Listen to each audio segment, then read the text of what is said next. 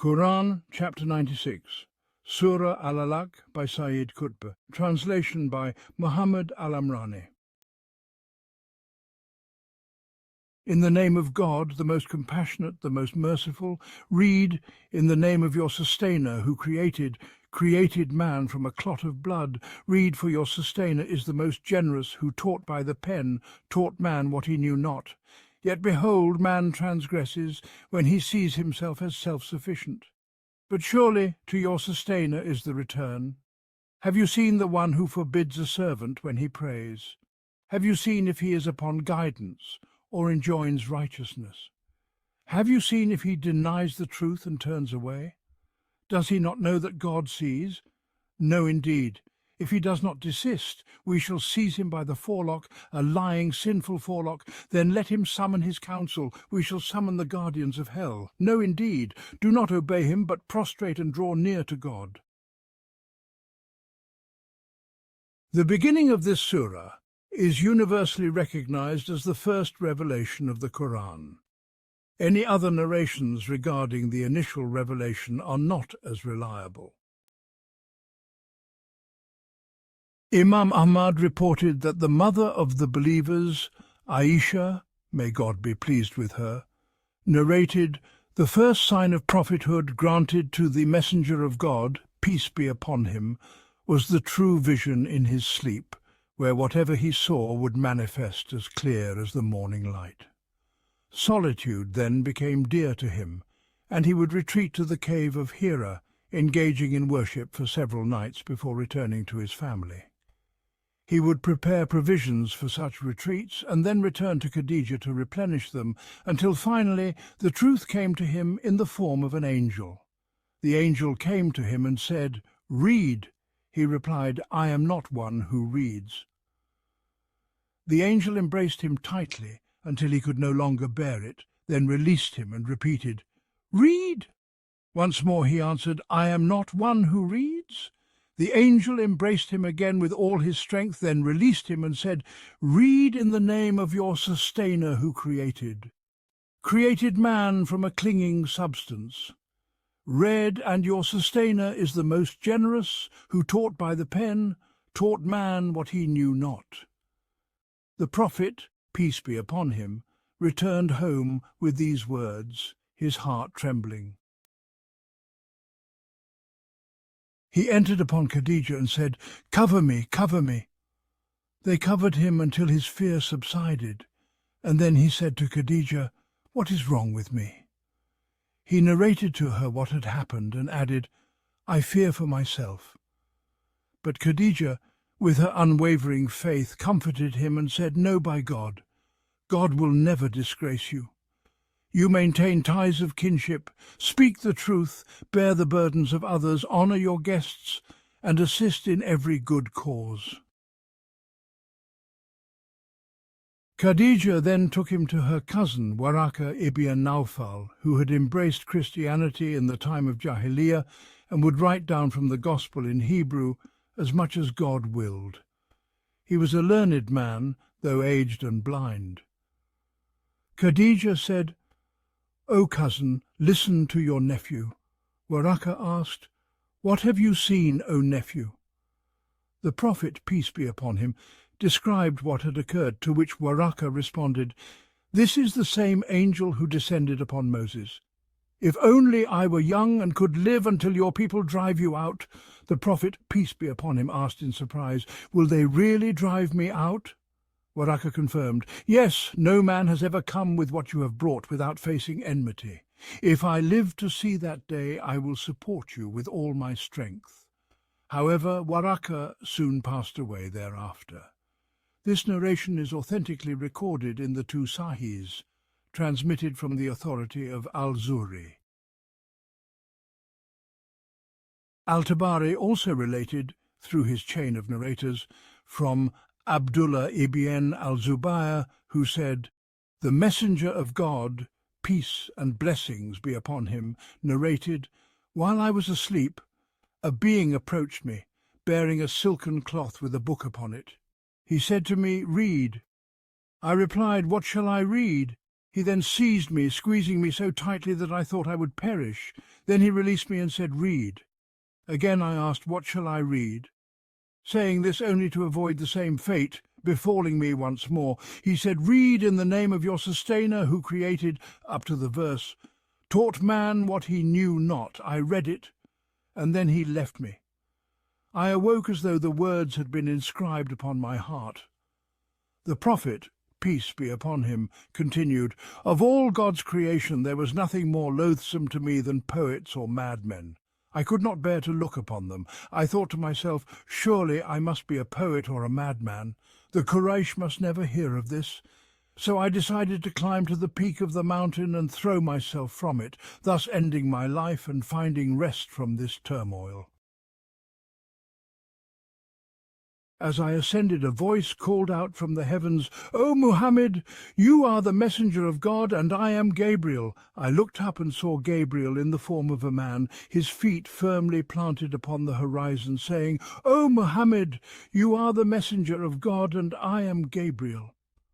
I stood there, unable to move forward or retreat, transfixed by his presence. Wherever I turned my gaze across the sky, there he was, filling the horizon.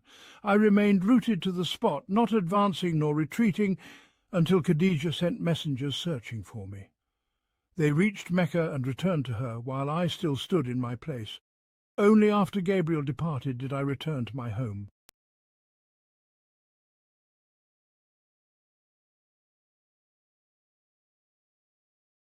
I stand here before this momentous event, one we have often read about in the books of Surah and Tafsir, passing over it or lingering only briefly before moving on. Yet it is an event of immense significance, so vast, so profound, that no matter how much we strive to grasp its magnitude today, many facets of its greatness will remain beyond our comprehension. This event is grand in its reality, grand in its implications, and grand in its impact on all of humanity. And the moment when this event occurred is, without exaggeration, the greatest moment that has ever graced this earth in its long history. What is the true nature of this event? Its essence is that God, exalted be his majesty, the Almighty, the overpowering, the majestic, the sovereign of all dominions, bestowed his divine grace, turning his attention to this creation called mankind, dwelling in a corner of the vast cosmos, upon a speck barely visible known as the earth. He honoured this creation by choosing one among them to be the recipient of his divine light, the repository of his wisdom, the bearer of his words, and the representative of his will upon this creation.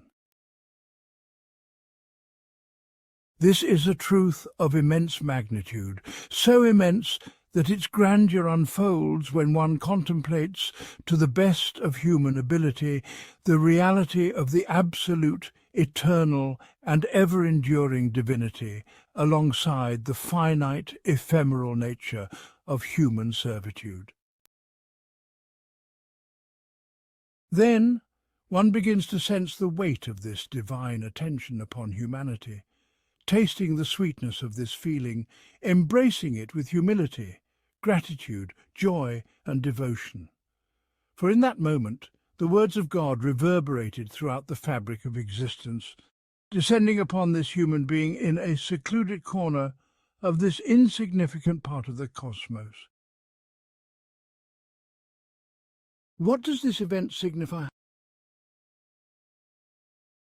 In relation to God, it signifies that he is the possessor of boundless grace, infinite mercy, and abundant generosity, pouring forth his blessings and compassion without cause or reason, simply because such giving is an inherent aspect of his noble essence.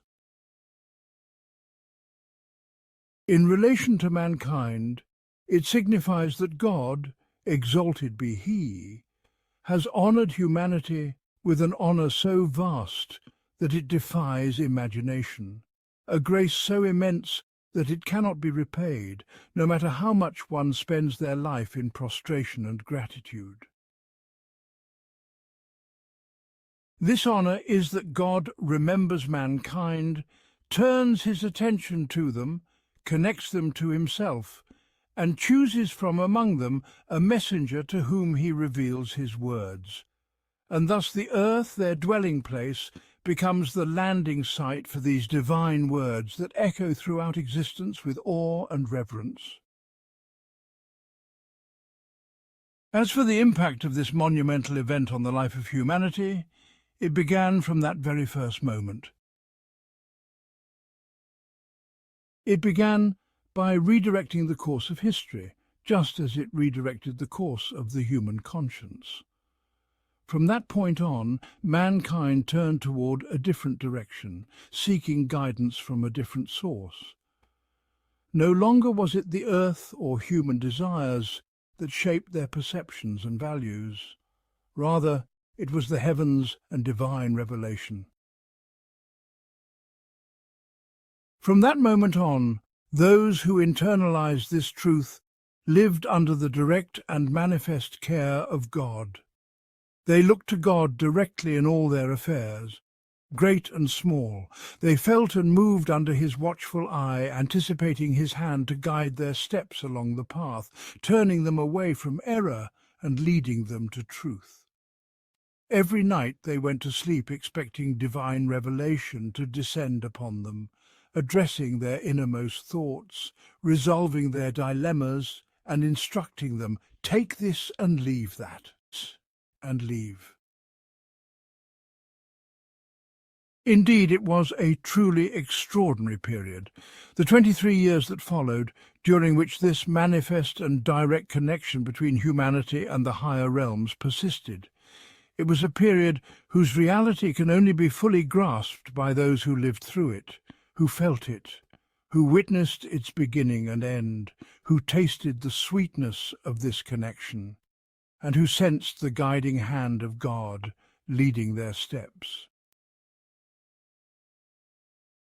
They saw where they began and where they ended, a journey so immense that it cannot be measured by any earthly standard, a distance in the conscience that surpasses any distance in the observable universe, a gap wider than that between the celestial bodies and worlds. It was the distance between receiving guidance from the earth and receiving it from the heavens, between drawing from desire and drawing from revelation, between Jahiliyyah and Islam, between humanity and divinity, an immeasurable distance far greater than the span between the earth and the heavens in the realm of the stars. They knew its taste, they recognized its sweetness, they understood its value, and they felt the weight of its absence when the messenger of God, peace and blessings be upon him, departed to the Most High Companion, and this extraordinary period came to an end. A period so astonishing that the mind could scarcely conceive of it, were it not for the fact that it truly happened.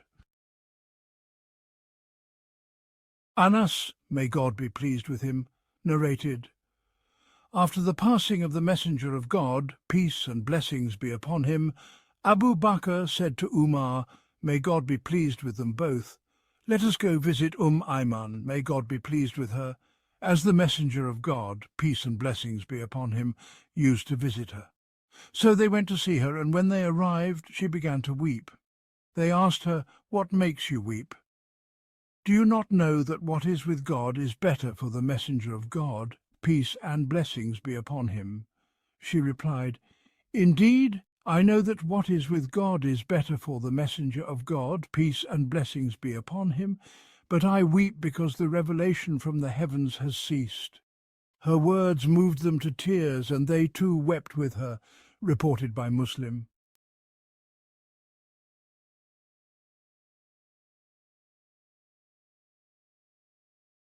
The traces of that era have continued to shape the lives of mankind from that moment until now, and will persist until God inherits the earth and all upon it. Humanity was reborn, deriving its values from the heavens, not from the earth, its laws from revelation, not from desire. The course of history was transformed as never before and never since. This event was the turning point, establishing clear and lofty landmarks on the earth, untouched by the passage of time, unshaken by events. In the human conscience, a new understanding of existence, life, and values emerged, an understanding that had never before been so clear, so comprehensive, so free from the constraints of earthly considerations, yet so practical and fitting for human life. The foundations of this divine way were firmly established on the earth, its lines and features made plain. Thus, those who perished did so with full knowledge, and those who lived did so with full knowledge. No ambiguity, no doubt. The only path to error is through willful jahiliyyah, deliberate deviation or intentional distortion. It was a singular event in that unique moment, a cosmic event that marked the beginning of an era on this earth and the end of another. It was a dividing line in the history of humankind, not just the history of a nation or a generation. The entire fabric of existence resonated with it, and the human conscience recorded it. And today this conscience must turn to that great memory and never forget it, for it marks a new birth for humanity, witnessed only once in the span of time. Such is the significance of the opening passage of this surah. As for the remainder, it is evident that it was revealed later, referring to incidents and situations that occurred after the Prophet, peace and blessings be upon him, was tasked with delivering the message, proclaiming worship openly, and facing the opposition of the disbelievers. This is indicated in the verse, "Have you seen the one who forbids a servant when he prays?" and so on. Yet there is complete harmony between the parts of the surah, a natural progression in the sequence of truths it presents after that initial prelude, forming a coherent and unified whole. Read in the name of your sustainer who created man from a clot of blood. Read, and your sustainer is the most generous who taught by the pen, taught man what he did not know. This is the first surah of the Qur'an, and it begins in the name of God. In the very first moment of the Prophet's, peace and blessings be upon him, connection with the higher realm, and the very first step on the path of the mission for which he was chosen, he is directed to read in the name of God, read in the name of your sustainer. It begins with the attribute of the sustainer who creates and originates, who created. Then it specifies created man, and his origin created man from a clot of blood. From that tiny, lifeless clot clinging to the womb, from that simple and rudimentary beginning, emerges a sign of the Creator's generosity as well as his power. Out of his boundless generosity, he raised this clot to the level of a human being who knows and learns. Read, and your sustainer is the most generous, who taught by the pen, taught man what he did not know. Indeed, it is an immense leap from origin to destiny. But God is capable, God is generous, and so this leap, so vast it makes the mind reel, is made possible by his grace. Amidst the grandeur of these truths, one stands resplendent, the truth of divine instruction, God's teaching of humanity by the pen. For the pen, in its boundless reach and profound depth, has always been the most potent instrument of learning in the human journey. This truth, which may not have been as clear in the nascent days of mankind, is now evident in the life of humanity. Yet God, exalted be He, knew the immeasurable value of the pen, and thus alluded to it in the very first moment of his final message to humankind. In the opening verses of the Qur'an, this truth is unveiled, even though the messenger who brought this revelation was himself not one who wrote with a pen. This very revelation from the outset would not have so highlighted the significance of the pen if it were merely the Prophet's own words. Rather, it is divine inspiration, it is the message. The source of all knowledge is thus revealed. It is God himself. From him humanity derives all that it knows and all that it will discover. The secrets of this vast existence, the mysteries of life and the enigma of the self. All knowledge emanates from that singular source, the one and only, beyond whom there is none. In that first divine revelation, a foundation was laid, a broad and all-encompassing principle of faith. Every matter, every movement, every step, every action is to be done in the name of God. In his name life begins, in his name life proceeds, and to him all returns. It is God who created, and it is he who teaches. From him is the origin, from him is the inception, and from him is all knowledge and wisdom. Humanity learns what it learns and teaches what it teaches. Yet the source of all this is God, who created and taught, who imparted to man knowledge that he knew not. This first Quranic truth, which the heart of the messenger of God, peace be upon him, received in that initial moment, continued to guide his feelings, his words, his actions, and his entire being throughout his life. It became the cornerstone of his faith. Imam Shams al-Din Abu Abdullah Muhammad ibn Qayyim al-Jawziyah, in his book Zad al-Ma'ad, summarizes the Prophet's way in remembering God.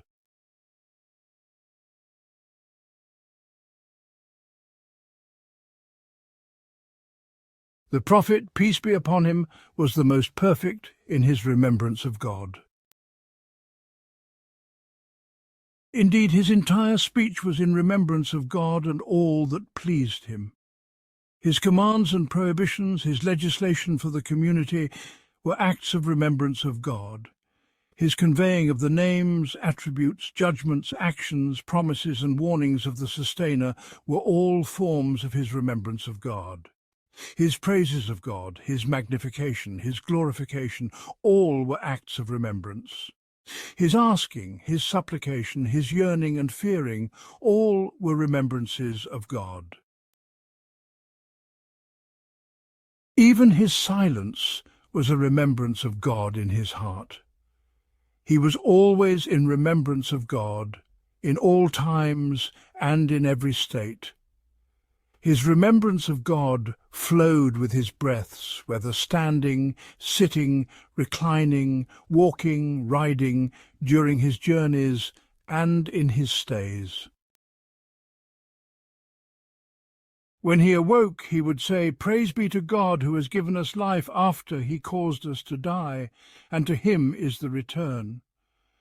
Aisha said that when he awoke at night, he would extol God 10 times, declare his greatness 10 times, then say, "O God, I seek refuge in you from the constrictions of this world and the constriction of the day of judgment," 10 times, and then begin his prayer. She also reported that upon awakening he would say, "There is no deity but you, glory be to you. O God, I ask your forgiveness for my sins and your mercy. O God, increase me in knowledge. Do not let my heart deviate after you have guided me, and grant me mercy from your presence. Truly, you are the bestower."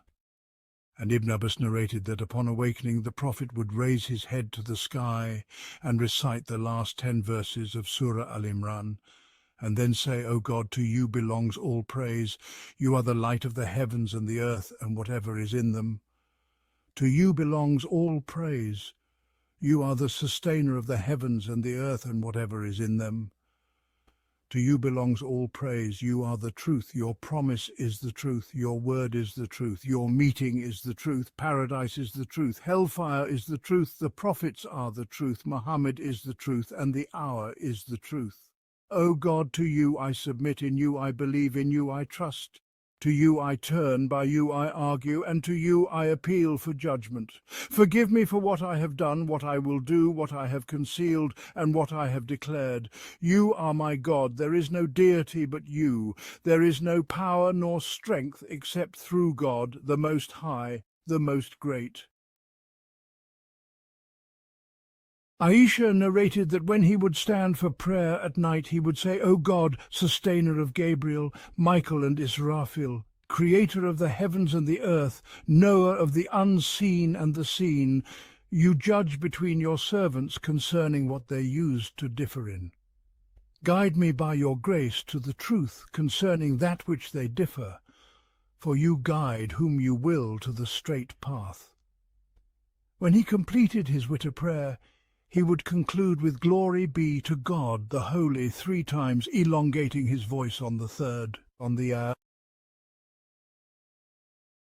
When he would leave his house, he would say, In the name of God, I place my trust in God. O God, I seek refuge in you from leading others astray or being led astray, from slipping or causing others to slip, from wronging others or being wronged, and from being ignorant or having jahiliyyah done to me. And the Prophet said, Whoever says upon leaving his house, In the name of God, I place my trust in God, there is no power nor strength except through God. It will be said to him, You are guided, protected and safeguarded, and the devil will step aside from him. Ibn Abbas narrated that when the Prophet left for the dawn prayer, he would say, O God, place light in my heart, light on my tongue, light in my hearing, light in my sight, light behind me, light in front of me, light above me, and light beneath me. O God, magnify my light. Fadl ibn Mazuk narrated from Atiyah al-Awfi, from Abu Sa'id al-Khudri, that the Messenger of God, peace be upon him, said, When a man leaves his house to pray, saying, O God, I ask you by the right of those who ask you, and by the right of my walk towards you, for I have not left out of vanity or boastfulness, nor out of hypocrisy or seeking reputation, but only out of fear of your displeasure and seeking your pleasure. I ask you to protect me from the fire and forgive my sins, for none forgives sins except you. Then God appoints 70,000 angels to seek forgiveness for him, and God turns towards him until he finishes his prayer. Abu Dawood narrated that when the Prophet entered the mosque, he would say, I seek refuge in God, the Mighty, in his noble face, and in his eternal dominion from the accursed devil. When he said this, the devil would say, He is protected from me for the rest of the day. And he, peace and blessings be upon him, said, When one of you enters the mosque, let him pray and send blessings upon the Prophet and say, O God, open for me the doors of your mercy. And when he leaves, let him say, O God, I ask you for your bounty. It is also narrated that when he entered the mosque, he would send blessings upon Muhammad and his family, and then say, O God, forgive my sins and open for me the doors of your mercy. And upon leaving, he would again send blessings upon Muhammad and his family, and then say, O God, forgive my sins and open for me the doors of your bounty.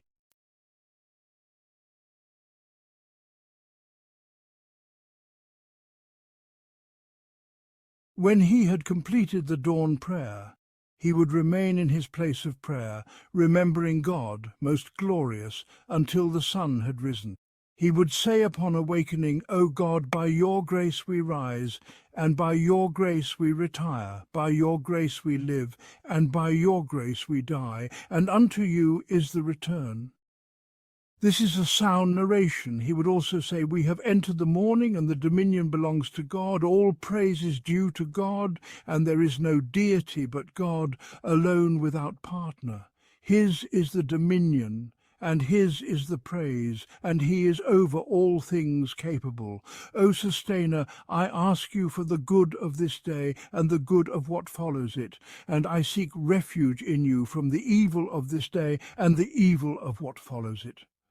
O Sustainer, I seek refuge in you from laziness and the evil of old age, and I seek refuge in you from the torment of the fire and the torment of the grave. And when the evening would come, he would say the same, changing only the reference to the evening. This is mentioned in a narration by Muslim.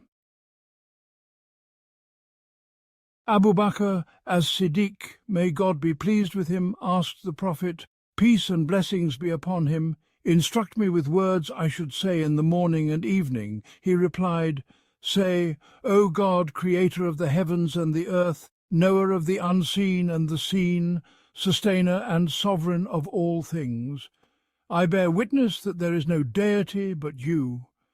I seek refuge in you from the evil of myself and from the evil of Satan and his traps, and that I should commit any evil against myself or drag it onto a Muslim.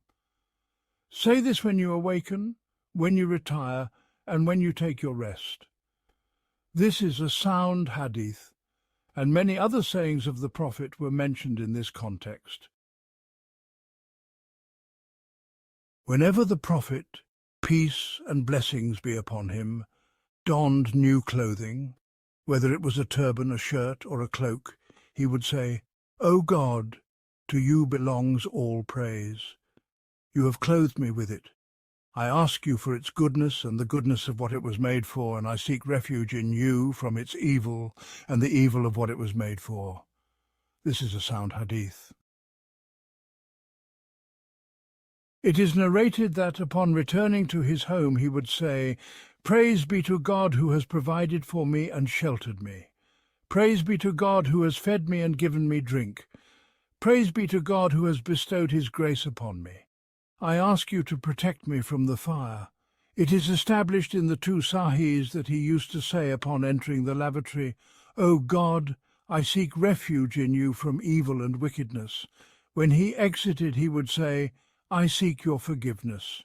It is also narrated that he would say, Praise be to God who has removed harm from me and granted me well-being, as mentioned by Ibn Majah. It is reported that he placed his hand in a vessel of water and said to his companions, Perform your ablution in the name of God. It is narrated that when he sighted the new moon, he would say, O God, bring it over us with safety and faith, with peace and Islam. My sustainer and your sustainer is God, as reported by Al-Tirmidhi in a good hadith. When he began to eat, he would say, In the name of God. And he instructed those eating to begin with the name of God, saying, If one of you eats, let him mention the name of God Most High. If he forgets to mention the name of God at the beginning, let him say, In the name of God at its beginning and end. This is a sound hadith. Thus was his life, peace and blessings be upon him, down to its finest details, infused with this divine guidance that he received at the very first moment of revelation. His entire worldview was built upon this firm and ancient foundation. The reality that God is the creator, the teacher, the bestower of honor, this truth demands recognition and gratitude from humanity. Yet what transpired was something different. And it is this deviation that the second part of the surah speaks about. Nay, indeed, man transgresses, for he sees himself as self-sufficient. But indeed, to your sustainer is the return. The one who gave him wealth and sufficiency is God, just as he is the one who created him, honored him, and taught him. But most humans, except those safeguarded by their faith, do not show gratitude when given wealth, and do not recognize the source of the bounty that has enriched them, the source that granted them their very existence, their knowledge, and their sustenance. Instead, they transgress, defy, and grow arrogant when they should have recognized and given thanks. As the image of the transgressing human, forgetful of his origins and intoxicated by his wealth, is portrayed, the surah follows with a veiled threat. Indeed, to your sustainer is the return. So where can this one who transgresses and feels self-sufficient flee? Simultaneously, another principle of the Islamic worldview is highlighted, the return to God. The return to him in all matters, in every deed, every intention, and every movement. There is no other refuge. To him returns the righteous and the sinful, the obedient and the disobedient, the truthful and the false, the good and the wicked, the rich and the poor. To him returns this one who transgresses, feeling self-sufficient. Is it not to God that all matters return? From him is the beginning, and to him is the return. Thus, in these two passages, the elements of the Islamic worldview are brought together: creation and existence, honor and teaching, and then the return and the reckoning with God alone without any partner. Indeed, to your sustainer is the return. The third passage of this short surah proceeds to depict a scene of tyranny, a scene so shocking and repugnant that it elicits amazement, conveyed in a unique Quranic style. Have you seen the one who forbids a servant when he prays? Have you seen if he is upon guidance or enjoins righteousness? Have you seen if he denies and turns away? Does he not know that God sees? The denunciation and astonishment are clear in the way the question is expressed, a style that is impossible to fully capture in writing. It can only be conveyed through the living speech with its quick, emphatic touches.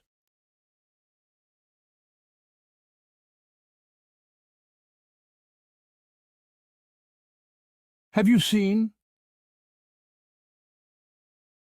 Have you seen this abominable thing? Have you seen it happen?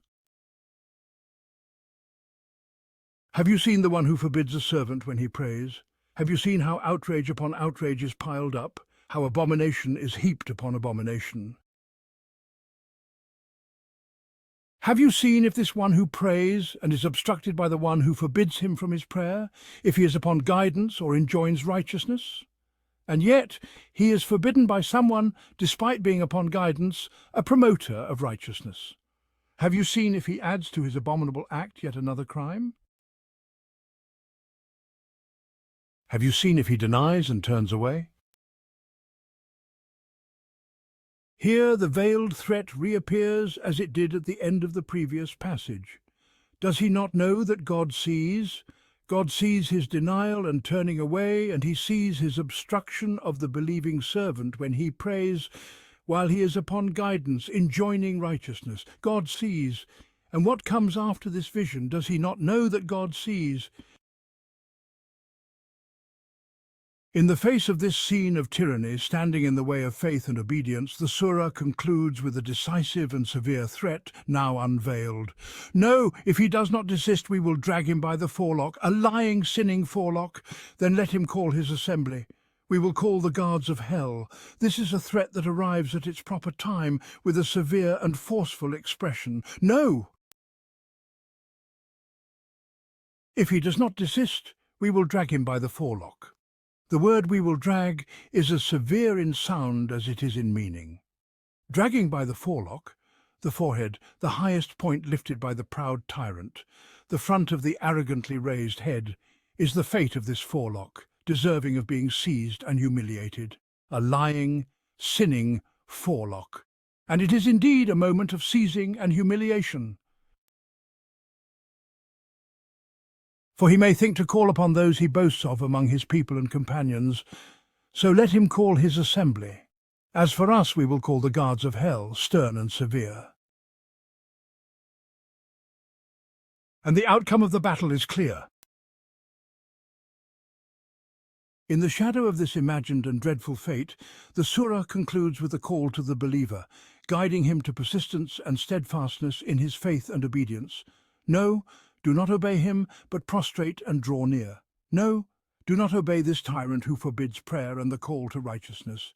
Prostrate yourself before your sustainer and draw near to him through your worship and devotion. Leave this oppressor, this one who forbids, leave him to the keepers of hell.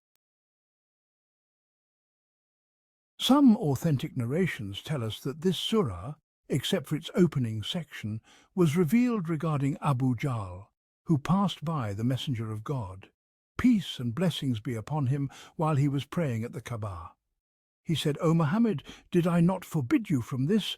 and threatened him. The messenger of God, peace be upon him, rebuked him harshly.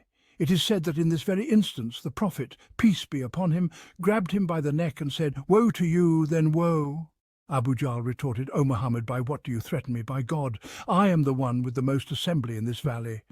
Then God revealed, "Let him call his assembly."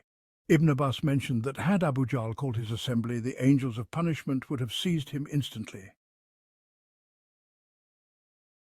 Yet the message of the surah extends universally to every believer who prays and calls to God, and to every tyrant who seeks to obstruct prayer, threaten the faithful, and boast of his power.